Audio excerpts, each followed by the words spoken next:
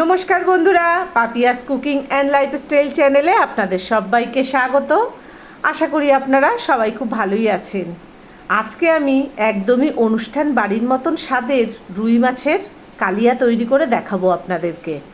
তো আমার এই ভিডিওটা না টেনে শেষ পর্যন্ত পুরোটা দেখবেন। ভালো লাগলে অবশ্যই করে লাইক কমেন্ট শেয়ার করবেন, আর আমার সঙ্গে থেকে দেখতে থাকুন আমি কি কি উপকরণ দিয়ে কিভাবে এই অনুষ্ঠান বাড়ির মতন স্বাদের রুই মাছের কালিয়া তৈরি করে দেখাচ্ছি আপনাদেরকে।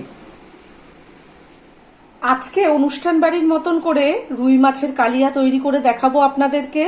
তার জন্য দেখুন এখানে 4 পিস রুই মাছ নিয়েছি। এবার মাছে পরিমাণ মতন নুন আর হলুদ মাখিয়ে নেব। আমি পরিমাণ মতো নুন দিয়ে দিলাম আর হলুদ দিয়ে দিলাম। এবার হাতের সাহায্যে নুন আর হলুদ মাছে খুব ভালোভাবে মাখিয়ে নেব। আর এখনো যারা আমার চ্যানেলটিকে সাবস্ক্রাইব করেননি তাদের কাছে আমার অনুরোধ রইল, আমার চ্যানেলটিকে অবশ্যই করে সাবস্ক্রাইব করবেন এবং পাশে থাকা বেল আইকনটি ক্লিক করে অল করে দেবেন, যাতে আমি যখন যা নিত্য নতুন ভিডিও ছাড়বো তার নোটিফিকেশন সবার প্রথমেই আপনাদের কাছে পৌঁছে যাবে। দেখুন মাছে আমি খুব ভালোভাবে নুন আর হলুদ মাখিয়ে দিয়েছি। এবার 10 মিনিট ঢাকা দিয়ে রেখে দেবো। 10 মিনিট হয়ে গেছে। গ্যাসে কড়াই বসিয়ে কড়াই গরম করে কিছুটা পরিমাণে সর্ষের তেল দিয়েছি। তেল কিন্তু গরম হয়ে গেছে। আমি কড়াইয়ের গায়ে খুব ভালোভাবে মাখিয়ে দিলাম। এবার এই তেলে মাছগুলোকে ভেজে নেব। আমি প্রথমে দুটো মাছ দিয়ে দিচ্ছি, তারপরে আবার দুটো মাছ ভেজে নেব।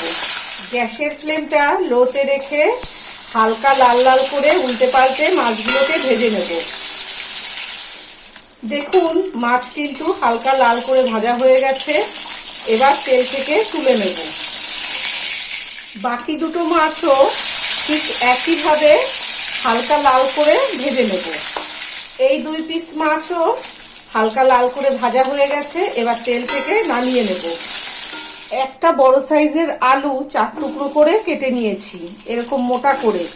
আপনারা যদি আলু না খেতে চান তাহলে আলুটা বাদ দিয়ে দেবেন।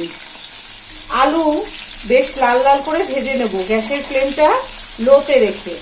দেখুন আলুগুলো কিন্তু লাল লাল করে ভাজা হয়ে গেছে। আলু এবার তেল থেকে তুলে নেব। আলু তুলে নিয়ে ওই তেলে একটু জিরে দিয়ে দিলাম। জিরে একটু ভাজা হয়ে গেছে। একটা গোটা শুকনো লঙ্কা দিলাম, একটা তেজপাতা ছিঁড়ে 2 টুকরো করে দিলাম, আর 4টে লবঙ্গ, 4টে এলাচ, 1 টুকরো দারচিনি দিয়ে দিলাম। এলাচ কিন্তু আমি থেতো করে দিয়েছি, মুখ ফাটিয়ে দিয়েছি। ফোড়ন ভাজা হয়ে গেছে, ফোড়ন থেকে খুব সুন্দর গন্ধ বেরোচ্ছে।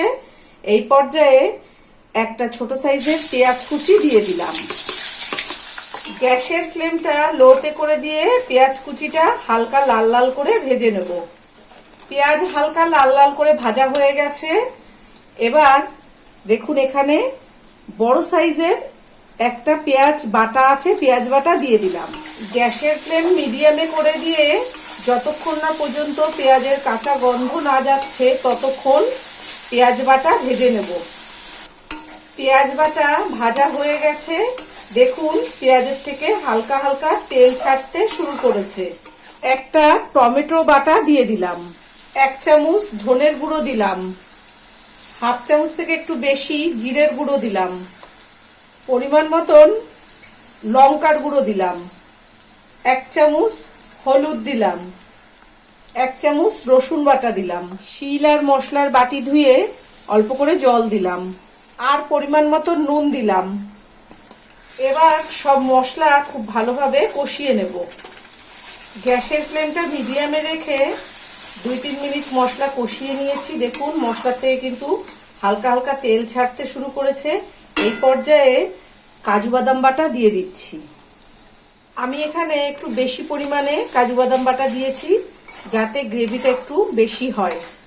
আপনারা যখন রান্না করবেন নুন ঝাল মিষ্টি আপনাদের নিজেদের স্বাদ মতন দেবেন, আর এই কাজু বাদামও আপনারা আপনাদের প্রয়োজন যতটা হবে গ্রেভি সেরকম বুঝে দেবেন। দেখুন কাজু বাদাম বাটা দিয়েও মশলা কিন্তু কষানো হয়ে গেছে। 1.5 থেকে 2 মিনিট কষিয়ে নিয়েছি। এবার এই পর্যায়ে দেখুন এখানে টক দই ফেটিয়ে রেখেছি, এই টক দই দিয়ে দেবো। এক বাটির থেকে একটু কম টক দই দিয়ে দিলাম। এবার এই মশলার সঙ্গে টক দই মিনিট খানিক কষিয়ে নেব। এই পর্যায়ে কিন্তু গ্যাসের ফ্লেম লোতে রাখতে হবে। ভেজে রাখা আলু দিয়ে দিলাম। আলুগুলো যেহেতু মোটা করে কেটেছি, একটু আগে না দিলে আলুগুলো সেদ্ধ হবে না। এবার এই টক দই আর মশলার সঙ্গে আলুগুলোকে একটু কষিয়ে নেব। মশলার সঙ্গে এইভাবে আলু কষিয়ে নিলে আলুগুলো খেতে কিন্তু খুব ভালো লাগবে। অল্প করে একটু কাশ্মীরি লঙ্কার গুঁড়ো দিলাম। কাশ্মীরি লঙ্কার গুঁড়ো মশলার সঙ্গে মিশিয়ে দিচ্ছি। কাশ্মীরি লঙ্কার গুঁড়ো দিলে খুব সুন্দর কালার হয়, সেই জন্যই একটু কাশ্মীরি লঙ্কার গুঁড়ো দিয়ে দিলাম। টক দই দিয়ে 1 মিনিট কষানো হয়ে গেছে। দেখুন কত সুন্দর তেল ছাড়ছে। আর কিন্তু কষাবো না, এই পর্যায়ে অল্প করে একটু জল দেব। টক দই আর বাদামের বাটি ধুয়ে একটুখানি জল দিয়ে দিলাম। এবার এই জল ভালোভাবে আলু আর মশলার সঙ্গে মিশিয়ে দিচ্ছি। যেহেতু আমার আলুগুলো একটু মোটা করে কাটা আছে, সেই জন্য আর অল্প একটু জল দিচ্ছি। আলুগুলো সেদ্ধ হওয়ার দরকার আছে, একটু জল না দিলে আলুগুলো কিন্তু ভালো সেদ্ধ হবে না। আলু অনেকটাই সেদ্ধ হয়ে গেছে, তার কারণ আমি একটু ছেঁকা তেলে আলু ভেজেছিলাম আর মশলার সঙ্গে 1 মিনিট কষিয়ে নিয়েছি। নুনের স্বাদ ব্যালেন্স করার জন্য 2-4টে চিনির দানা দিয়ে দিলাম। আপনারা যদি না খেতে চান তাহলে বাদ দিয়ে দেবেন। চিনি ঝোলের সঙ্গে ভালোভাবে মিশিয়ে দিচ্ছি। যে কোনো রান্নায় একটু চিনি দিলে রান্নার স্বাদ কিন্তু অনেকটাই বেড়ে যায়। এবার ভেজে রাখা মাছ দিয়ে দিচ্ছি।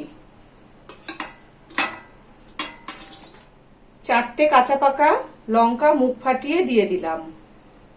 গ্যাসের ফ্লেমটা লোতে করে দিয়ে 3 মিনিটের জন্য ঢাকা দিয়ে দিলাম।